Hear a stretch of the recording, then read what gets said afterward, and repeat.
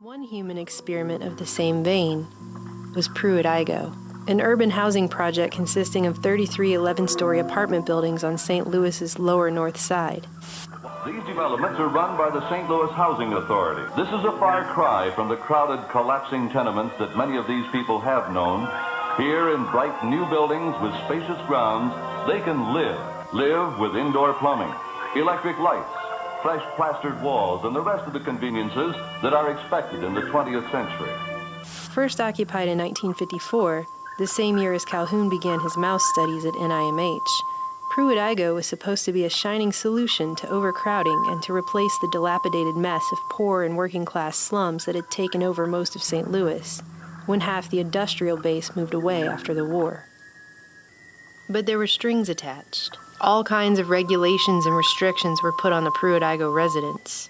The father of the household was not allowed to live with his own family, and they sent welfare workers around to make sure the men weren't in the apartments.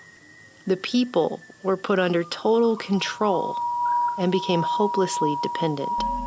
In just 2 years, the urban planning social experiment began to fall apart. Tried for 3 days to get city and housing authority officials to help remedy the plight. The disaster that fell on Puritt-Igoe and water lines in several of the Puritt-Igoe apartment buildings broke, and a sewer line is broken. Maintenance crews to board up an estimated 10,000 broken windows. Now raw sewage bubbles out of the ground like a malevolent spring. Breakdown of services. Clean up the mess. And no one ever showed. You need, first of all, to have this area declared as a disaster area and an emergency area. We're not no dogs, cats, or rats that you can just take us and just put us just anywhere. We want some decent place where we can live. The sense that the housing project was also an experimental laboratory was literally in the air.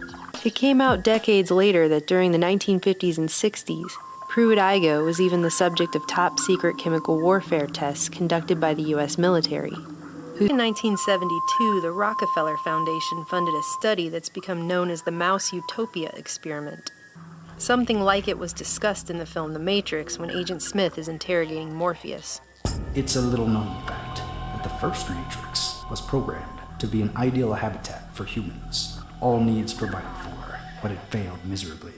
Your species rejected the code because you're hardwired for pain and suffering. Entire crops of humans died, and we were forced to reconfigure the system. Behaviorist John B. Calhoun built a mouse paradise with limitless food, where the mice would have everything that they would need. Utopian conditions of nutrition, comfort, and housing were provided for a potential population of over 3,000 mice. In just 2 years, 8 mice turned into 2,200 before they succumbed to a mouse apocalypse. The use of resources became unequal. Although each living unit was identical in structure and opportunities, more food and water was consumed in some areas.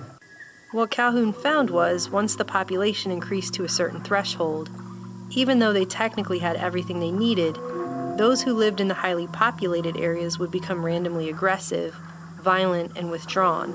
Violence became prevalent. Females rarely carried babies to term, and when they did, they hardly cared for them.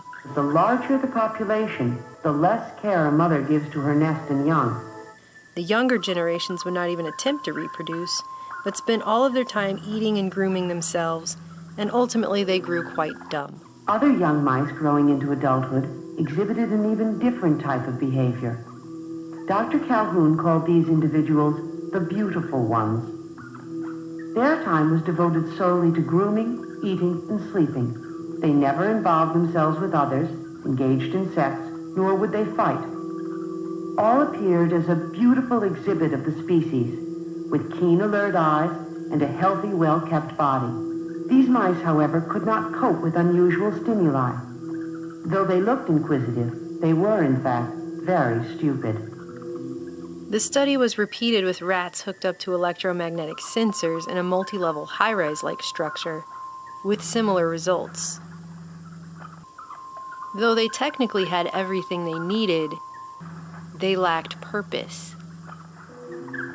Calhoun said himself that he saw the fate of his mouse population as a metaphor for the potential fate of man.